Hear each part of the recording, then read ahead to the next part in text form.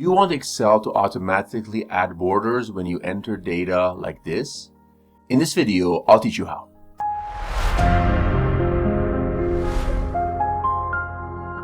Steps are fairly simple. First step is to select our data range. So first I'm going to select only the cells where data will be entered. For the sake of this example, I'll select this range. As you can see, I'm not selecting the headers. And the reason is that the headers already have text within them, so we don't want Excel reaching to those. We just want the cells in which we manually input data, not the headers. So once we select our range, the next step is to go to the ribbon, go to Home, and go to Conditional Formatting. So now we're using conditional formatting, which basically means we're telling Excel only apply this formatting when a certain condition is true.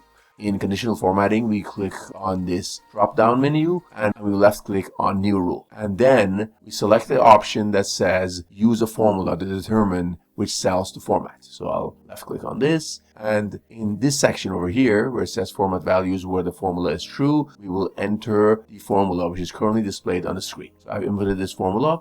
Count A, B3 to G3 is greater than 0. I note that this B3 to G3 is basically, since my data starts in column B and ends in column G, and this is the range in which we want this conditional formatting to take effect. That's why I selected the B3 to G3 range. I selected the third row because that's the first row in which data is manually inputted. The next step is clicking on Format button.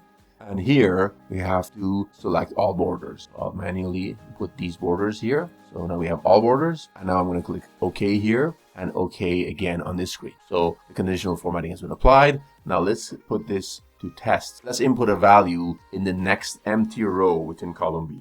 I'll click on Enter. There we go. You can see the borders have been automatically created for this entire row in the range that we specified, of course. So the border has been created not only for this cell in which we inputted data, but also for all the cells within the B through G range. Let's input another value and we click on Enter. And there we go. Borders have been created successfully. And the borders will continue to auto-populate for the entire range. That is for the first 15 rows of this data range within the B through G range. So let's do it one more time. Let's just input another value. There we go. And the value doesn't necessarily need to be in column B. We also enter a value in any of these columns within the empty rows. For example, let's try entering a value only in column D this time.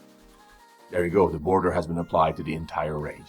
And that goes for all the cells within this range within the first 15 rows. And that's how it's done. And it's a very neat trick. So once again, we selected a range. We went to conditional formatting. We went to New Rule.